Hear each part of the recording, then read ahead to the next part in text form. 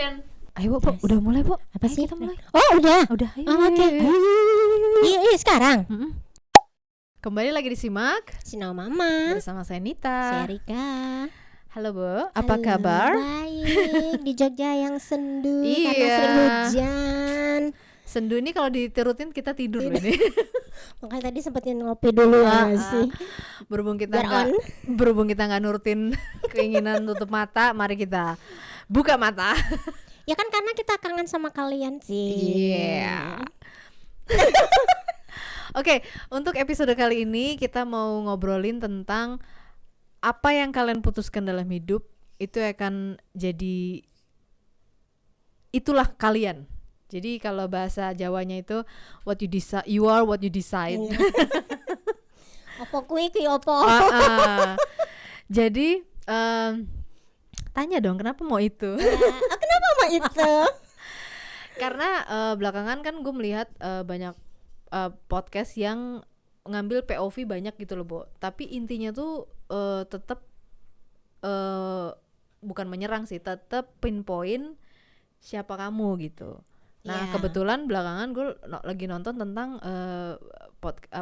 channel YouTube Financial Audit. Jadi mereka dengan sukarela datang ke podcast dan diaudit secara financial. Oke. Tapi ternyata setelah obrolan panjang di podcast itu bukan cuma sekedar financial yang mereka temukan. Banyak fakta-fakta di balik keputusan financial mereka gitu. Yang berhubungan sama pribadi masing-masing. Pribadi masing-masing. Yang terakhir itu adalah bahkan ketika lo mau mengajukan hutang, kalau pasangan lo tidak tahu, itu fatal. Betul. Karena nggak ada lagi kan aku. Yang ada kan kami. Misalnya datang ke bank atau gimana, aku mau ngambil hutang, bukan. Tapi kami mau ngambil hutang. Sambil di apa istilahnya di plan bayarnya gimana. Betul. Iya kan? Nah, itu tuh kemarin tuh jadi gue bilang seru juga nih lewat financial audit, tapi ternyata bisa pinpoint perilaku masing-masing gitu loh dari keputusan financialnya. Iya. Begitu. Ngeri sih sebenarnya.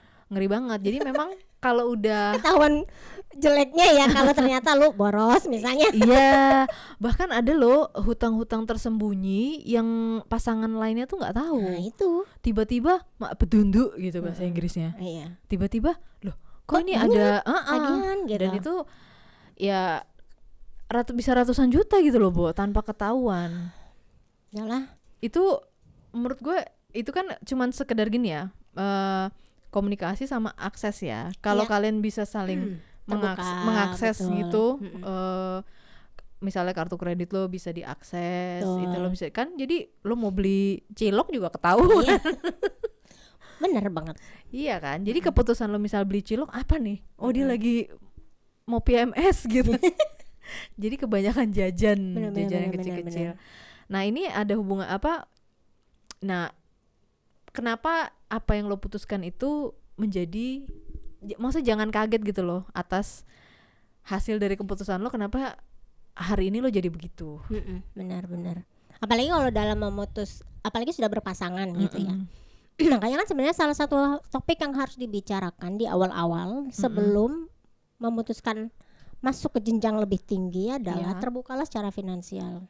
Dan itu nggak tabu lagi. Udah nggak tabu, harusnya udah nggak tabu. Jadi aku harus tahu kamu harus tahu incomeku. Misalnya dua-duanya bekerja gitu ya. Atau misalnya pun ternyata katakanlah satu tidak bekerja. Terus gimana nih cara kita menghandle kebutuhan gitu. Cara ngatur finansialnya gitu. Iya, itu kan harus diobrolin banget, di depan. Dan itu udah nggak tabu kalau misalnya. Nggak tabu harusnya. Dan nggak perlu juga takut dibilang ini cewek matre. Bener. Emang semua cewek tuh matre. Matre banget. Itu gunanya laki-laki bekerja untuk meratukan pasangannya. Betul. Gitu. Cuma begini, kalau kita bicara sekarang kan banyak perempuan yang bekerja nih. Jadi kan kadang-kadang perempuan itu merasa gue menghasilkan uang, gue bisa memenuhi apa yang gue butuhin gitu kan. Dan ketika misalnya pun, ini beberapa yang aku tahu ya, ada kasus-kasus di mana ketika dia berpasangan pun mungkin pasangannya akhirnya tidak bisa mengimbangi income si istri. itu akhirnya mereka memang harus belak-belakan gitu loh. Karena apa? Nanti adanya hitung-hitungan. Nah ini yang kadang-kadang bikin cekcok, ya kan? Jangan mentang-mentang gue income-nya lebih banyak gitu, tapi lu kan sebagai laki-laki tetap harus memenuhi tanggung jawab gitu. Dan akhirnya istrinya menuntut, ayo lu harus kerja, lu harus memenuhi gitu. Kan nggak begitu juga. Sebenarnya harus ada ini apa sih istilahnya, itu tadi keterbukaan. Berapa nih, how many do you put on the table, how many I put on the table, kan gitu kan. Kita pun sebenarnya bisa menghitung gitu tanpa harus pakai auditor itu ya, sebenarnya bisa kita ngitung. Iya sebenarnya tuh rumusnya kan gampang ya, Bo. Kalau misalnya lo mau apa namanya nggak terjebak di situasi yang justru mempersulit. Sebenarnya kan rumusnya gampang. Tidak besar pasak daripada tiang itu. Tapi kan ya itu tadi. Jadi si cewek ini yang di YouTube itu, gue melihatnya memang dia lumayan bermasalah. Dia terus punya income. Dia punya tapi nggak sesolid suaminya. Ada lah gitu. Tapi permintaannya dia tuh di luar Nurul gitu loh, Bo. Jadi misalnya dia pengen second home. Pengen apa misalnya agak lavish lah, misalnya do hair di tempat yang agak maharani gitu, di tempat tapi yang mahal. Tapi suaminya sanggup. Nah, suaminya itu posisinya tuh hanya ya udahlah gitu. Walaupun dia mungkin nggak setuju, tapi karena demi kebahagiaan istrinya nih menurut dia controlling banget, jadi kok kayak episode lalu ya terdengar seperti gitu. Iya betul. Jadi benar-benar. Iya jadi apa namanya, bilang kok nggak anu banget ya ini, dan ini ternyata bukan masalah finansial sih. Bukan. Endingnya nggak di makanya finansial tuh bisa dihitung. Betul. Dan dua-duanya tuh bisa lihat. Makanya tanpa pakai audit tuh bisa sebenarnya. Tapi kan ada sesuatu yang membuat kenapa perlu diaudit, ya kan? Pasti ada salah satu yang merasa something is not right way, gitu. Jadi gini, maksud gue ngelihat itu, sebenarnya kita bisa menilai orang itu sebenarnya dengan sangat mudah. Iya nggak sih? Mungkin harus orang lain yang lihat juga. Iya benar. Jadi maksudku kayak misalnya kita ngomongin area finansial gitu ya. Dia punya uang 1.000 tapi jajannya 1.500. Ya udah jelas. Udah berarti kan dia boros.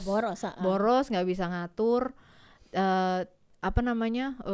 tidak bertanggung jawab atas keputusannya. Kalau sampai dia di masa depan terus terjebak hutang, ya sebenarnya nggak surprise gitu loh, karena dari uang kecil aja dia begitu gitu. Iya. Begitu juga dengan suaminya sih. Akhirnya ketahuan suaminya itu adalah perokok. Terus si istrinya bilang, ya kan kamu juga beli tembakau gini. Itu kan juga mahal loh, bla bla bla bla bla. Akhirnya suaminya, kamu bisa nggak ngurangin?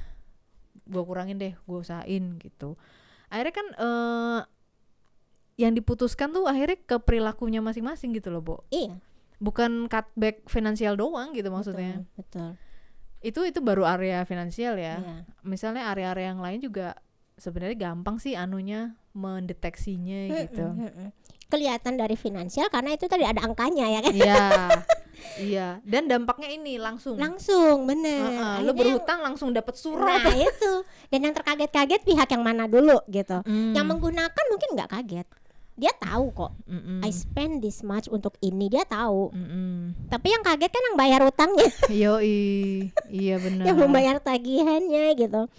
Makanya kalau kadang-kadang kita berpikir bahwa ketika kita sudah menikah itu I give you, you give me gitu. Ya give-nya dikira-kira lah ya enggak sih. Kayak tadi kayak lo bilang mungkin suaminya nih sanggup. Ya memang sanggup. Bisa membiayai. Ikhlas mungkin ya. Cuma ini loh, role kedepannya kan yang dia harus tanggung lebih banyak daripada yang dia keluarin kan. Dan dia bukan yang dia dapat, yang dia harus tanggung nanti lebih besar daripada yang dia dapat. Kan kita nggak tahu kehidupan masa depan seperti apa. Kalau dia masih seperti itu, karena kan dia bekerja buat orang lain. Kalau udah ada PHK, betul, kita nggak tahu. Jadi sebenarnya kalau dari kasus itu, mereka tuh sebenarnya bisa di posisi yang jauh lebih baik gitu loh, Bu. Bahkan bisa jadi mereka cuma tanpa hutang kecuali KPR gitu, KPR rumah. Iya kan. Tapi kok hutangnya tuh yang aduh nggak penting-penting banget gitu ya. Jadi ada hutang liburan di dalam hutang, gimana tuh? Jadi lu liburan bayar pakai kartu kredit, terus bayar pakai kartu kreditnya pakai utang. Itu kan lu mempersulit diri sendiri nggak sih, Bo? Tapi orang itu tuh nggak bisa melihat itu gitu. Ketika dikonfrontasi, kok lu gitu sih kan? Kenapa lu begitu dengan income suami lu tuh? Lu masih iya, tapi kan gue ada anak-anak ini apa segala macem.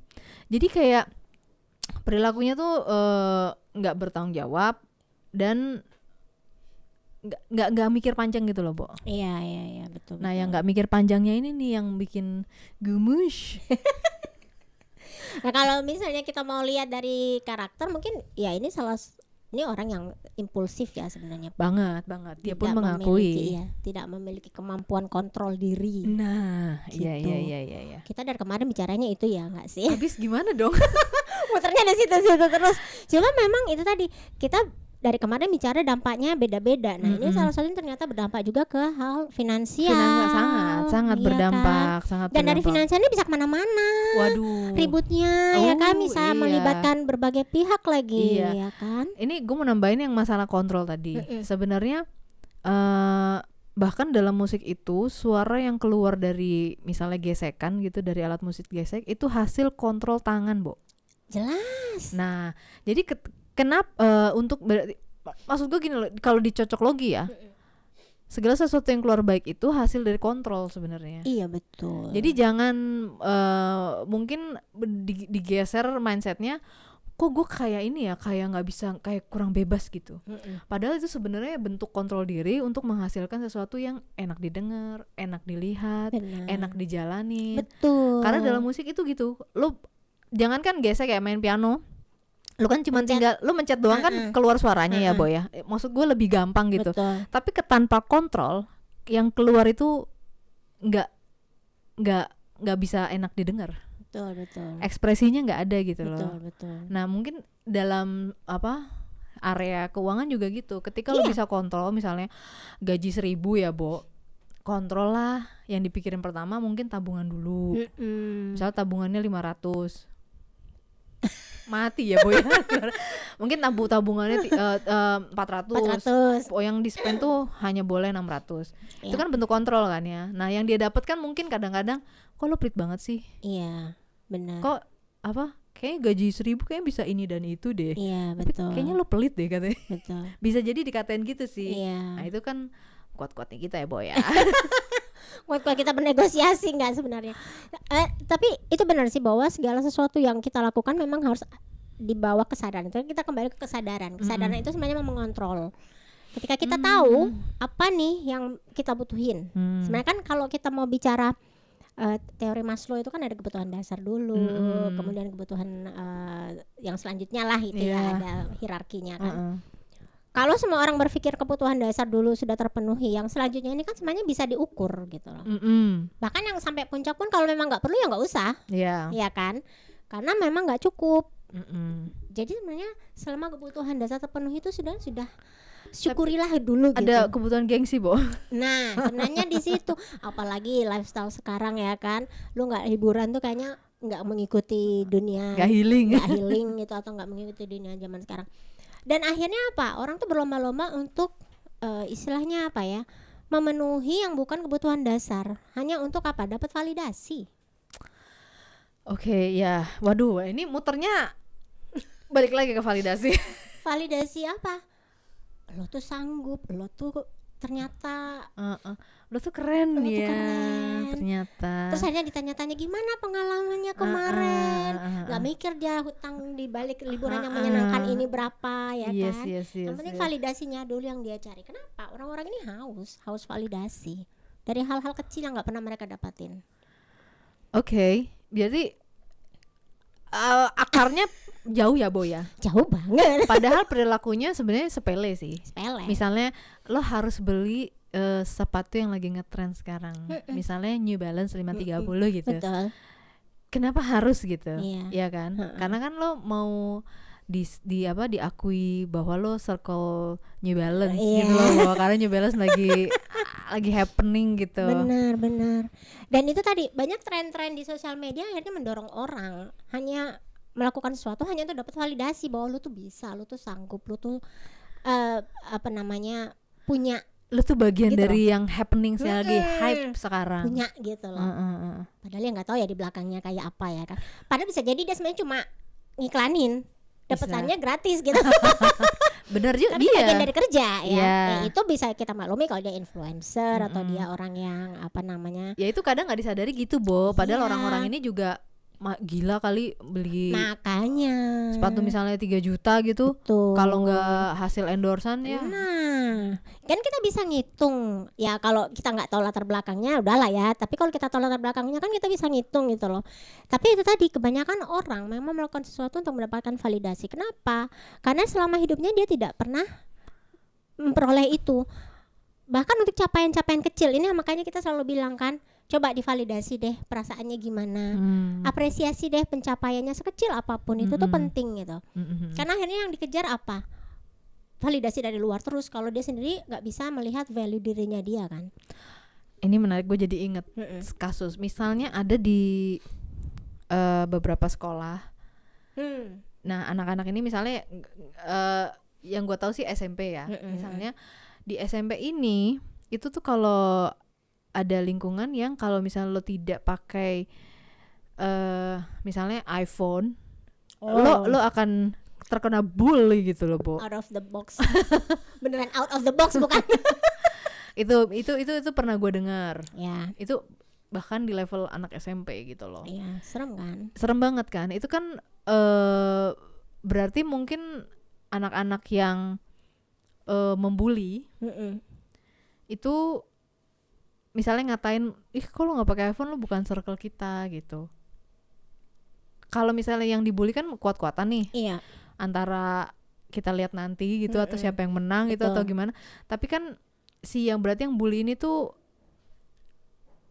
butuh kayak dia akarnya tuh memang butuh validasi gitu di rumah. Iya. Karena yang keluar dari dia adalah dia nggak bisa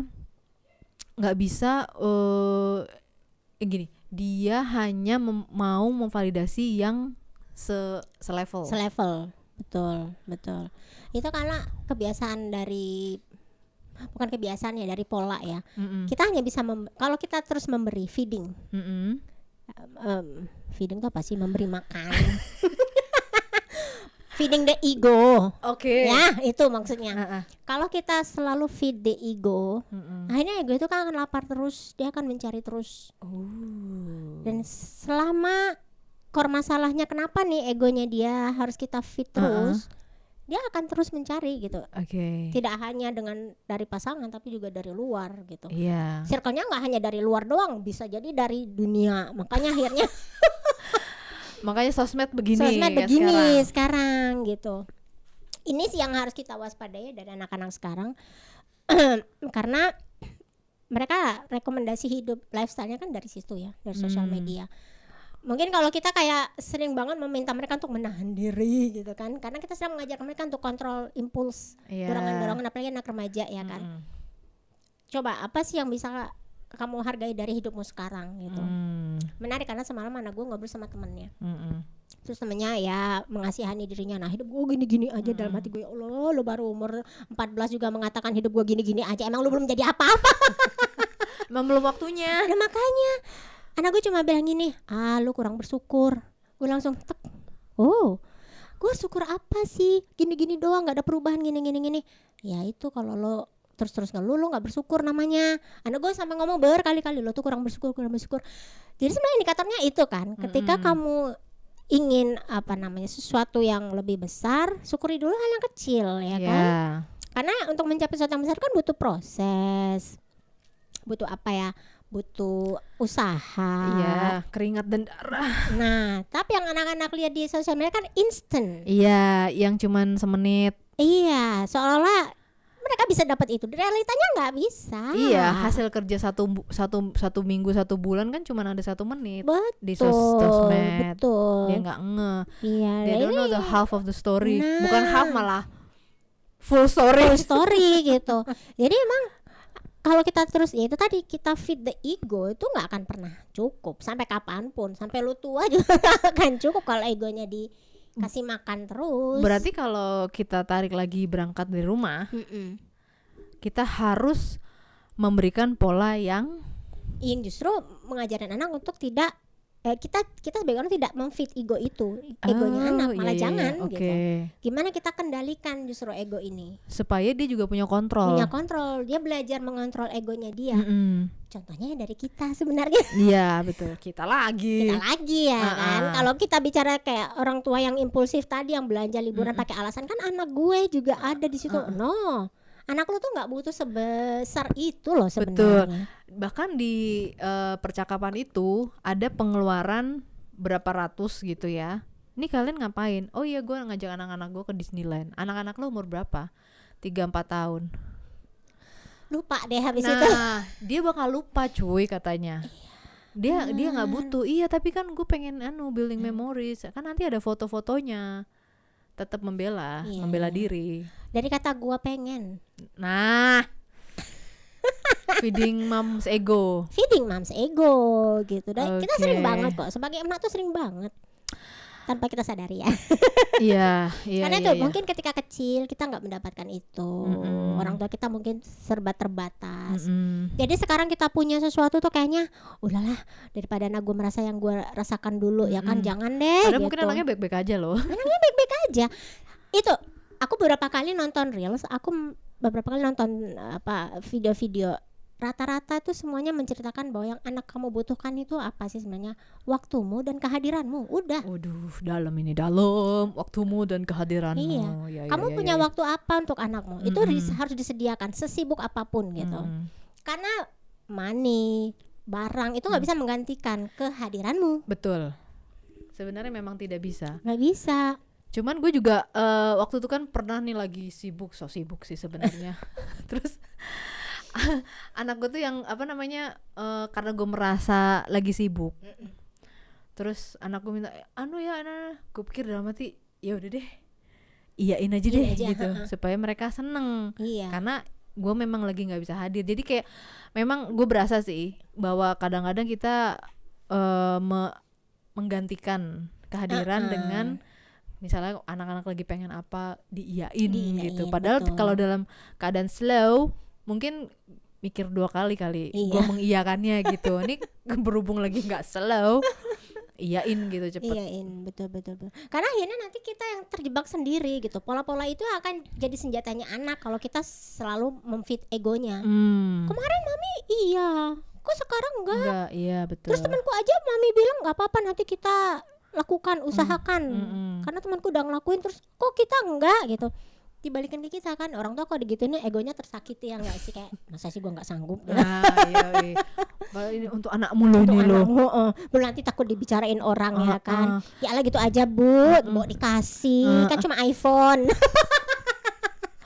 kan cuma 20 juta. 20 juta bayar cicilan lumayan kan, Bo, ya kan? Enggak, 20 juta tuh laptop sama iPad, terus suruh bikin agensi sosial media, dapat duit malahan. Bener. Jadi itu tadi kalau kita kembali ke topiknya tadi adalah you are what you decide. Nah, you are what you decide. Yeah. Ya itu tadi, kalau nih misalnya orang tuanya tipikalnya adalah orang tua yang impulsif, ya kan? Maksudnya masuk supermarket beli tanpa ada plan. Anak-anaknya bilang ambil ya masukkan ke dalam keranjang gitu kan. One day anaknya besar, begitulah dia bisa jadi, ya kan? Kalau cuma copas tanpa kesadaran. Betul. Okay. Jadi jangan nyalahin anaknya, kok kamu boros sih nak? Oke. Kok kamu beli yang nggak penting-penting? Coba nanti anaknya balikin tuh, mami beli lipstick kemarin baru 1, minggu kemarin kok udah ada Shopee ini package. Oh itu warna lain. Shade lain. Itu kan mak bisa aja ya kan. Oh enggak, ini mami tuh perlu karena bajunya harus matching sama baju. Akhirnya belilah baju dengan kerudung yang sama warnanya. Anak itu melihat, bukan dengerin apa yang kita omongin, tapi lihat perilakunya. Betul. Kalau emaknya impulsif, Jangan salahin anaknya kalau anaknya impulsif. Karena kita harus jadi contoh kan. Ya pasti. Pokoknya orang dewasa yang salah, Bo. Jelas. Jelas dong. Termasuk itu tadi ketika ada financial audit, akhirnya kan dia membuka nih masalah ibunya ada masalah. Ya kan? Iya, istrinya. Dan bapak ini juga salah. Salah banget karena dia nggak bisa mengontrol ibunya. Nggak bisa gini loh, Bo. Jadi misalnya mereka kalau gue lihat ya secara komunikasi akses itu sangat terbuka. Betul. Jadi mereka tuh bisa saling lihat apa yang terjadi, kredit dan debit nih. Tapi